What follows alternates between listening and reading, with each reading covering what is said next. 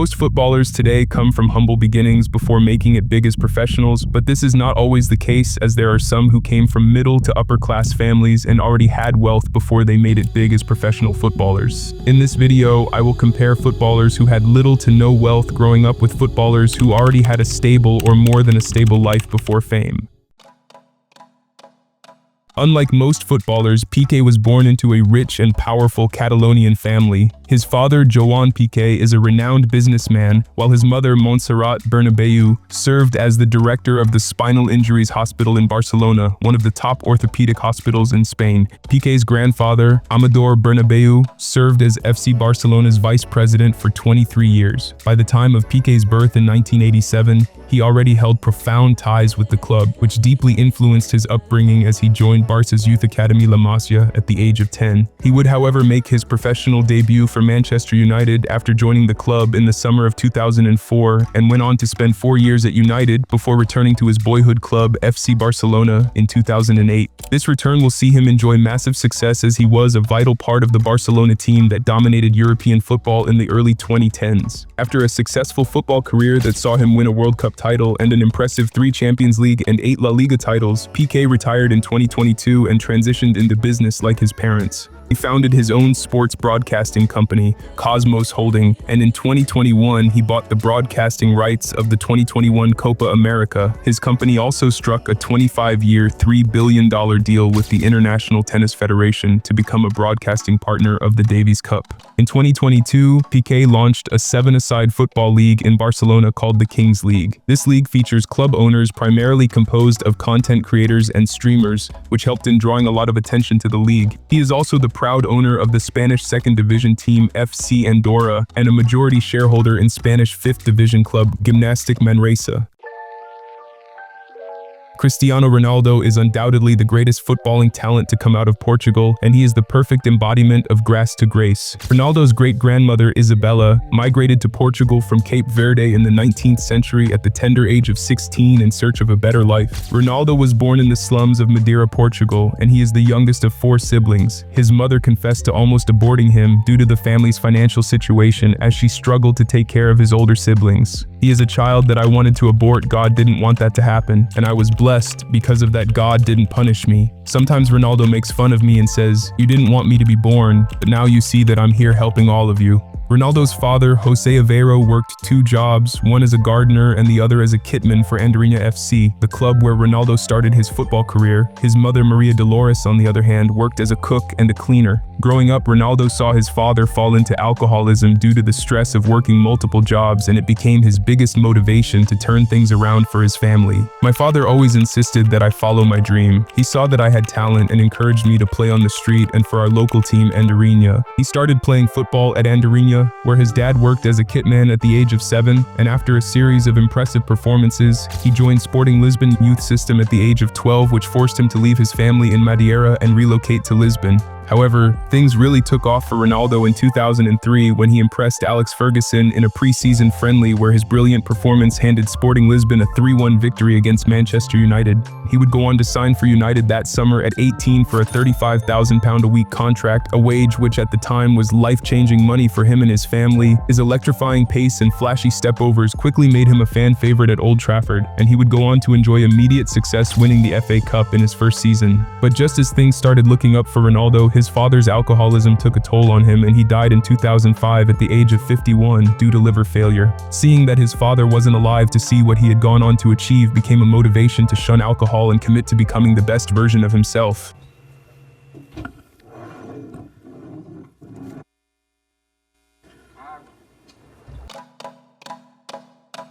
Romeo Beckham might be the most extreme example of a privileged footballer I can think of. That is because both of his parents are A-list celebrities. His father, David Beckham, needs no introduction as he was the poster boy of the sport in the early 2000s and played for top teams like Manchester United and Real Madrid. Since retiring in 2014, he has launched his own MLS franchise Inter Miami, which according to Forbes is now worth $1 billion. His mother, Victoria, is also a household name. She was an integral part of the 90s renowned pop music band Spice Girls and also a world-renowned fashion and beauty icon. His both parents combined have an estimated net worth of $900 million, putting them amongst the top 0.01% of the global population.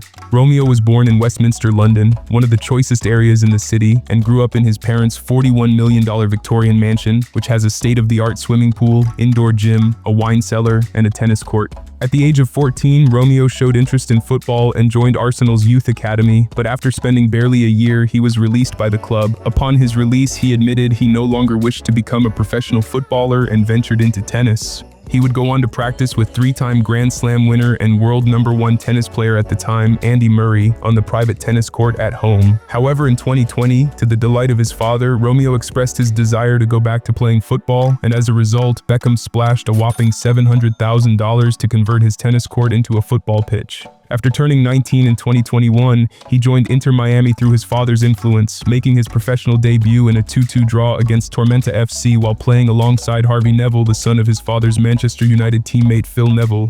In 2023, Romeo joined Brentford's reserve team on a 6-month loan spell. After a series of impressive performances, he signed a 1-year contract with Brentford. However, he wasn't satisfied with the opportunity he was getting as a professional footballer, and at the end of his contract, he turned down a renewal and retired from football at the age of 22 to focus on his modeling career. Rafael Leão is another Portuguese footballer who also had a tough childhood. He was born in Almada, Portugal, to an Angolan father and a São Tomé mother. He grew up in the slums of Bairro de Jamaica, a housing project mainly occupied by African immigrants. His mum worked as a hairdresser while his dad was a civil servant. Growing up in the ghetto, Leão was determined to give his family a better life. He picked interest in football at an early age through local tournaments organized in his neighborhood and would most times skip meals to play football at the riverbanks of his hometown. At the age of 7, he joined local club side Amora, and in 2008, at the tender age of 9, he was scouted into Sporting Lisbon's youth system, where he would climb through the ranks and went on to make his senior team debut in 2018 at the age of 19 in a 2-0 victory over Firenze. He would go on to have a short stint at Ligue 1 side Lille before signing for AC Milan in the summer of 2019. Since starting his professional career, Leão has shown great interest in making music, which according to him was an outlet to tell the stories of his tough upbringing. He goes by the stage name Way 45, which is the postal code of the Bairro de Jamaican neighborhood he grew up in.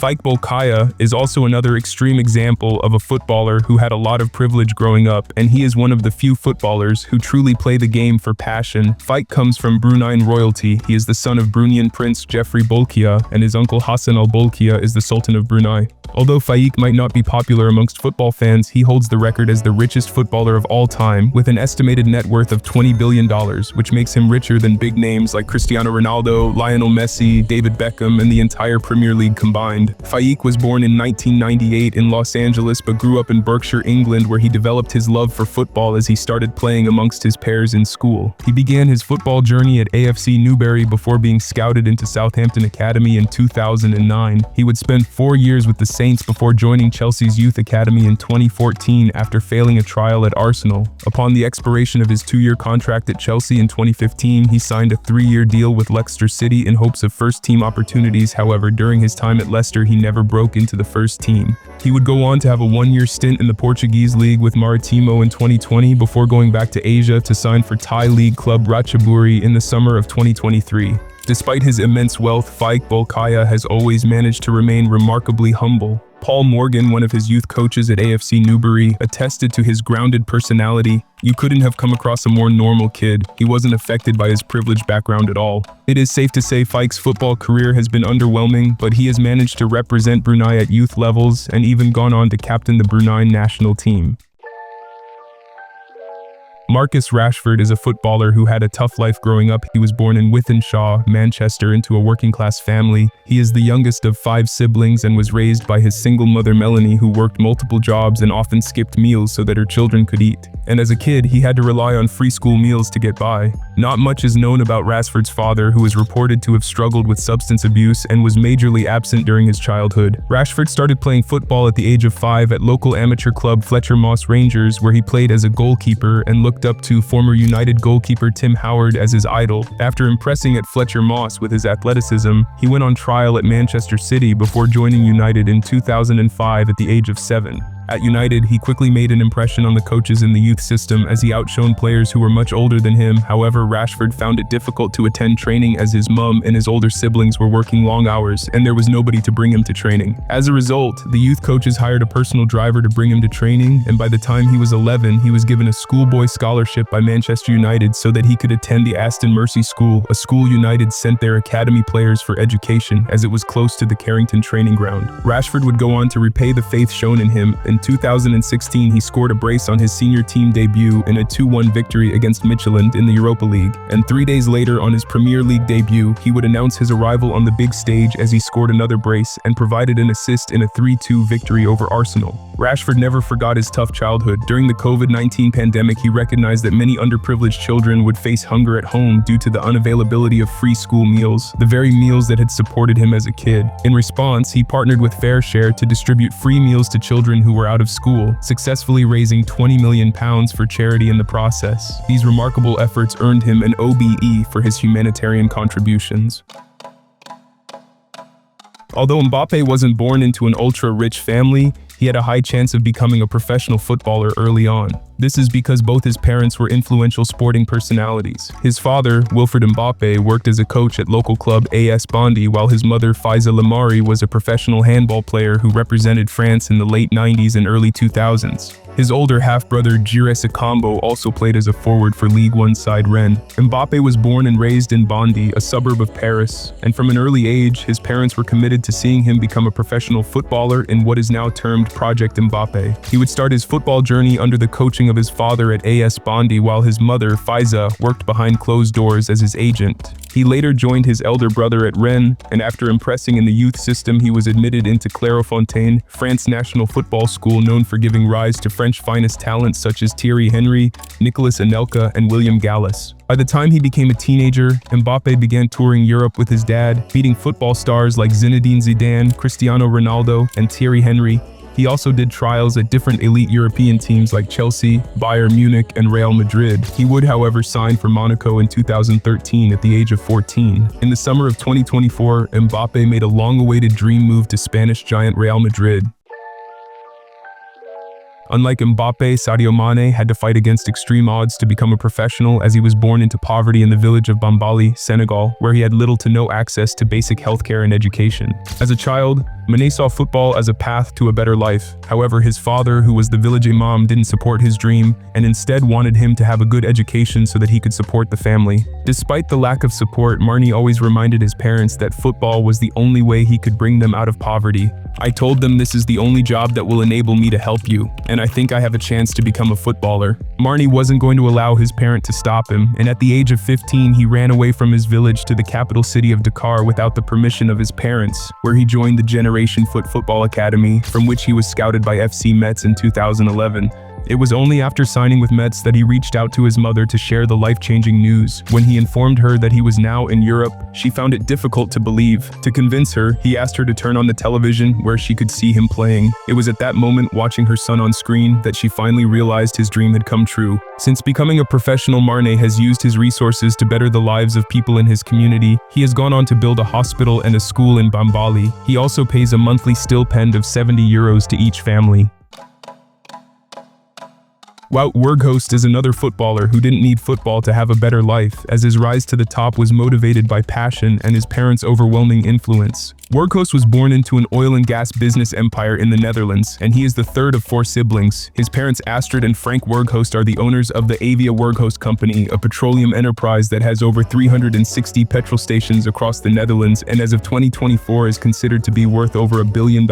From an early age, Weghorst showed interest in football. However, his parent wanted him to have a business education so that he could take care of the family business. He started his football journey playing for RKSV Neo, an amateur team in his neighborhood, and early on he was nowhere as good as the other boys in his team, but thanks to his family influence and the funding the team enjoyed, he was kept on the team. He would be advised as a kid on several occasions to quit football as he was clearly not good enough. Countless well-meaning people urged me to give up football. They told me, "Give up football, you are not good enough." Seeing that her son was passionate about football but was lacking in talent, Weghorst's mum, Astrid, took matters into her own hands. She pitched her son to the wife of Jan van Esch, the director of Eredivisie side Willem II Tilburg, who sent scout to watch Weghorst. Weghorst would go on to join Willem in 2011 thanks to his mum's influence. However, he failed to impress and didn't break into the first team, and as a result he was sold to lower division side FC Emmen. Despite being labeled as not good enough in his early days, Weghorst has gone on to enjoy a successful football career, playing for top teams like Ajax, Wolfsburg and Manchester United, and even went to represent the Dutch national team in the 2022 World Cup. Alphonso Davies is another footballer who overcame a lot of odds to become a professional footballer. He was born in Buduburam refugee camp in Ghana as his parent fled the Second Liberian Civil War in 1999. As his dad recalled, it was pretty hard to live in Liberia at the time of the war because surviving means you have to carry guns to fight, and we had no interest in that. Davies grew up in the refugee camp till he was 5 when his family had the opportunity to relocate to Canada in 2005. They would shuffle around Canada before settling in Edmonton. Being immigrants, Davies' parents had to work for long hours, which forced him to become an adult as a kid, as he had to babysit his younger ones. Davies was enrolled in the Mother Teresa Catholic School in Edmonton, where he would make an impression on his grade 6 sports teacher, Melissa Guzzo. Seeing that he was miles ahead of his peers, Melissa enrolled Davies in an after-school football program meant to train children who didn't have money to attend a proper academy. At the age of 14, Davies was scouted by the USL side Vancouver Whitecaps, which forced him to leave his family in Edmonton and relocate to Vancouver. He would go on to be so impressive for the Whitecaps youth system that he was offered a professional contract at the age of 15, becoming the youngest player in USL history to sign a professional contract. After another impressive season in 2018, he was named the Club Player of the Year and was also awarded the Goal of the Year. This feat will see him move to Europe as he signed for Bundesliga giant Bayern Munich that summer, where he has continued to enjoy success.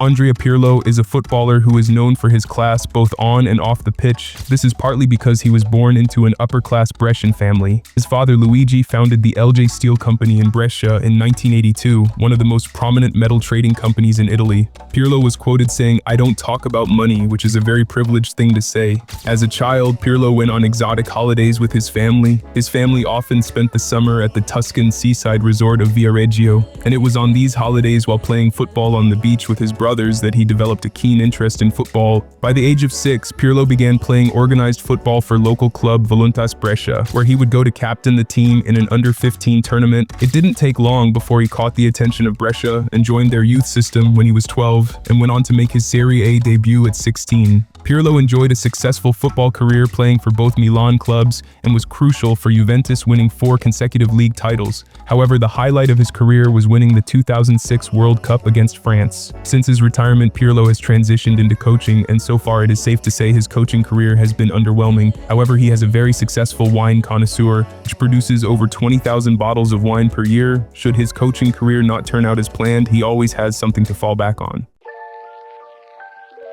Moise Kean is known for his edgy personality, which is a reflection of his troubled childhood. Kean was born in Vercelli, Italy, to Ivorian parents. When he was 4 years old, his father left the family, leaving his mom, who worked as a cleaner, to raise him and his elder brother. From a young age, Kean idolized Nigerian striker Obafemi Martins and supported Inter Milan. As a kid, he dreamt of becoming a professional footballer. His passion for the sport became evident as he spent countless hours playing football with friends and honing his skills. Growing up as a young black footballer in Italy, Kean faced a lot of racism and discrimination. However, he didn't let that stop him. His football journey began when his talent caught the eye of Renato Biasi, a former Italian footballer who helped him secure a spot at Asti Calcio Football Club. And when he became 7, Biasi took him to join the youth ranks of Torino. Upon the expiration of his youth contract, Kean turned down a renewal and went on to sign his first professional contract with city rivals Juventus. Kean's mum narrated how her son called to break the good news to her. "We had little money then. One day Kean called me on my way to work and said, 'Mum, I have got a surprise.' I told him, 'Don't tell me you didn't sign a professional contract with Juve.' He replied, 'I did. Starting today, you will quit your job and come live with me in Turin.'" Kean went on to become successful at Juventus, becoming the first player born in the 2000s to debut and score in the Serie A.